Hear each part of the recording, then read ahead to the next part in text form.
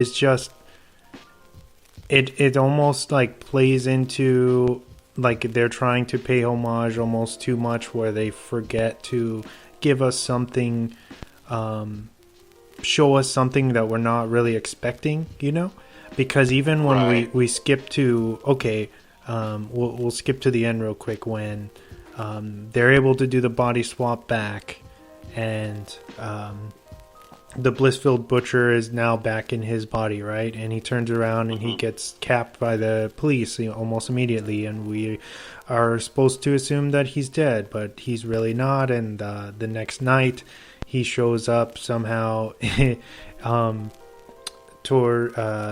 Millie's house with probably the intention to kill her, because he was upset over things not going his way. And then the family works together and they're able to kill him, but it's like so easily earned at that point. Yeah, they don't really work for it. Yeah, I'm just like, and at the same time, it's like, they're playing into that Scream trope where it's like, the killer always comes back. The killer's he's never dead. Which is, it's cool, but I was just waiting for kind of something that was gonna... It would have been nice for them to do their own thing. Yeah, at least in some aspects. And I was really hoping towards, at least towards the end, that it was going to do something to kind of branch itself apart from all of this. And it really does just lean into everything that we've kind of seen before, which is maybe is the charm, I guess, of it, is that it's just kind of making fun of all of these different movies. And that's okay, but I just wish it would have done something, especially because we've seen, going back to the different movies that have done the swap before, like The Hot Chick or Groundhog's Day or Wish Upon a Star. There's a bunch of different versions of Freaky Friday besides the Lindsay Lohan one, I guess, which I didn't know. But did you know that? I know there's a couple. Yeah, I didn't know. I didn't realize that. Yeah. Which is, go ahead. No, I was going to say, I totally agree with you. Like what you said again in the intro, how there's nothing really new that we're going to see in this. If you're versed in like the horror world, you are much more than I am. But even me watching it, it's kind of like they're going by the standard rules and a layout basically that. Like a layout for beginners, I guess. I don't know if that makes sense for horror movies. Yeah. And they stick by that kind of paint by numbers type of direction. But that I'm not trying to put the movie down at all. Because like I said, I did enjoy this movie. It was fun. And if you can take it as that, just to have fun, and you're not, like I said, you're not going to see anything new or crazy. I mean, except for the kills. The kills were awesome. I thought that was really cool. But yeah, let's talk. I want to talk about Vince Vaughn, because I think he was the kind of saving grace in this film. I think he really shined pretty brightly in this, and in the beginning, I'm like, damn, I haven't seen him like this vicious since like that. What's that movie with John Travolta, like The Stepdad or something? I don't even know if I've seen that before. You haven't seen that one? No. Oh my god. Yeah, John Travolta's in it. The blonde-haired kid from Spy Kids. I think it's Spy Kids 1 or 2. He's like tall, skinny, blonde-haired kid, but he plays like he plays the son, and Vince Vaughn is like his new stepdad. And he's putting on this like front that he's like this nice guy, but he's a fucking psychopath, like killer. But yeah, I think that was the first time I've ever seen Vince Vaughn in anything, and I was like, man, this guy's crazy. This was way back in the day, but you should check it out if you haven't. It's all right. It's an okay film. But yeah, that's what brought it. Seeing him in this made me think of that. I know you've seen him in the film I haven't seen yet, the Brawl and Cell Block. Yes, I haven't seen it yet. I know it's on my list to watch. I just haven't gotten. I've been so busy lately in the last 2 months. It's just been hectic. But yeah, what did you think of his performance? I completely agree with you. I think that if they had casted anybody else, that this wouldn't have worked, and it probably would have been a more forgettable film, or felt like a cash grab. But because Vince is so good and charming, and I just like him as an actor, and to see him go just absolutely nuts with this, and then of course remembering back to seeing what he's capable of in Brawl and Cell Block 99, to see him kind of be super vicious and then flip the character on its head and have to think like or pretend to be like a super young female, and really do a pretty fucking good job, like a very you know what I mean, like believable. He's just every scene that he has, he steals the show completely. And he's so funny, like going from like super serious to like this slapstick, like in the same film. It's great, and I feel like we haven't seen him really, at least that I can remember, be funny in a few years, right? Yeah, maybe it's been a minute since the couples retreat, that was a long time ago already, I think. Yeah. What about Wedding Crashers? I think that's older than that. Yeah, huh? That's old. That's older than that. Yeah. It's been a while since we've seen him in anything like that.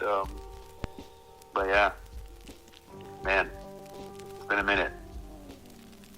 But go ahead. No, I was gonna say, I liked the decorations of his like crack house or whatever that he lived in. Like you see when she I can't remember the girl's name, but when she wakes up in his body, Millie, right? She's Millie, yeah, and she's in like an empty like an abandoned warehouse or something. And there's like hanging cats and like rats and stuff, and yeah, mannequins that have like their eyes cut out and shit, like real psychopathic stuff. And just some dirty mattress on the floor, like yeah.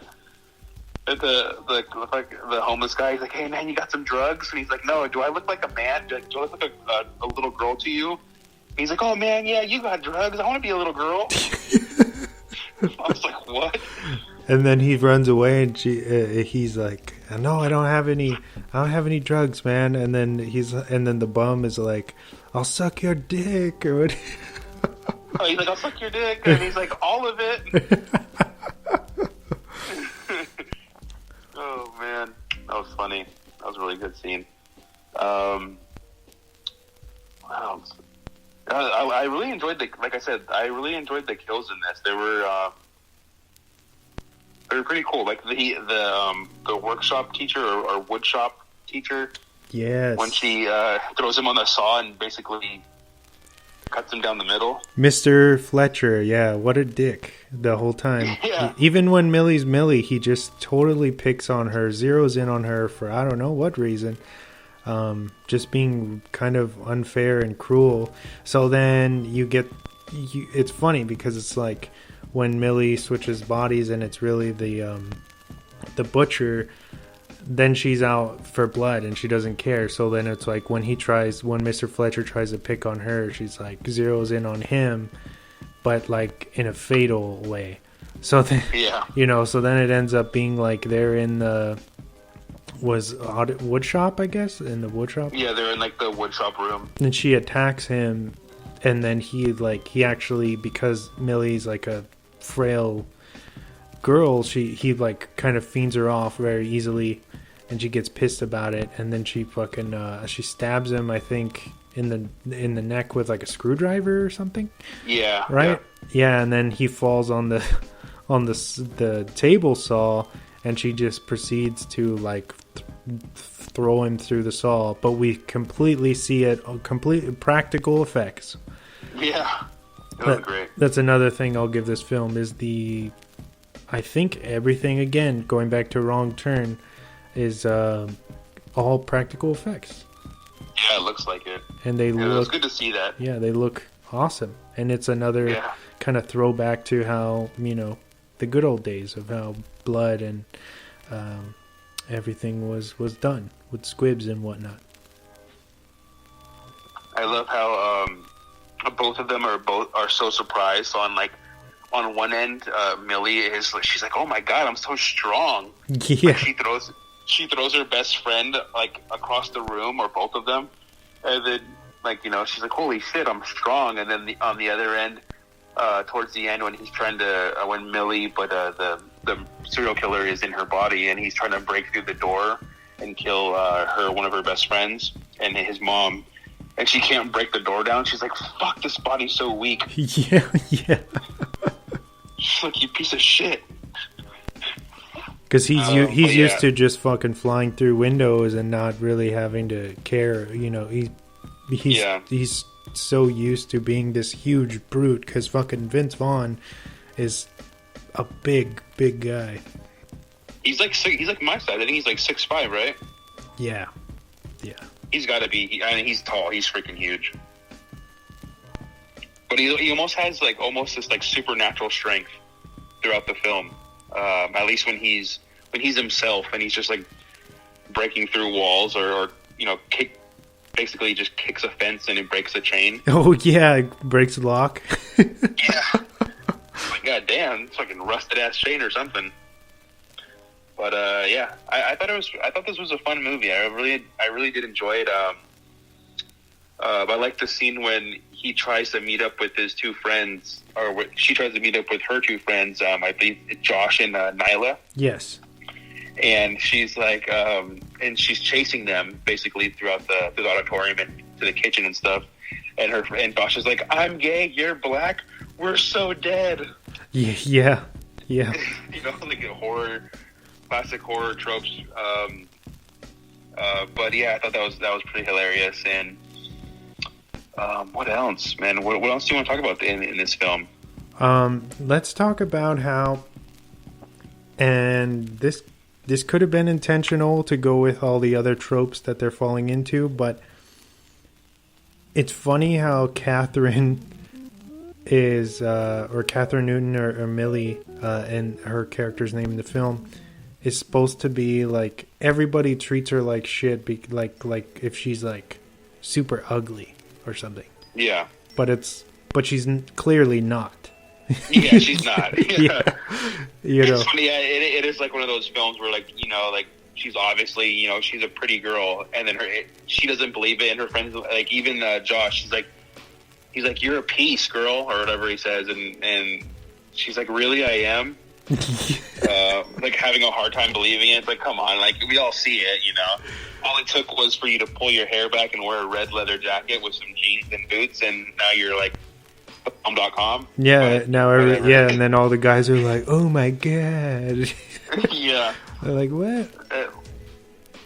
I was talking about how a couple of the guys on the football team tried to gang rape her, which was pretty insane. Yeah. But that shit is that's a real thing, unfortunately. I wish it wasn't. Yeah, I know. But I mean, she gets her I guess pre-revenge for that. Yeah. Well, he or the butcher does. Oh, the butcher does, yeah. Because that was insane. Those kills were insane. I think Millie's one of her best lines is one of the jocks is trying to impress her, and she's like, "The thought of you makes this pussy like sandpaper," or something. Yeah. "I can't wait to kill you," or some shit like. Yeah, I know, that was cool. That was so cool. That was so slick when she said that, and he's like, "She wants me." Yeah. I was like, "What the fuck?" God damn. And then the same guy sees her later, and he's like, "Yeah, just for the record, I've never made any pussies dry," or whatever. And then she just she goes along with it. And he's like, "Oh, now you're interested?" And then he takes her to supposedly to make out or something. But then his 3 buddies are there, and then he's like, "Oh, you have 3 holes and there's 3 of us. The math adds up," or some shit, some dirty shit like that. And then she breaks a huge, it looks like a whiskey bottle, and slices one dude's neck, and then gets a huge chainsaw. Oh yeah. And just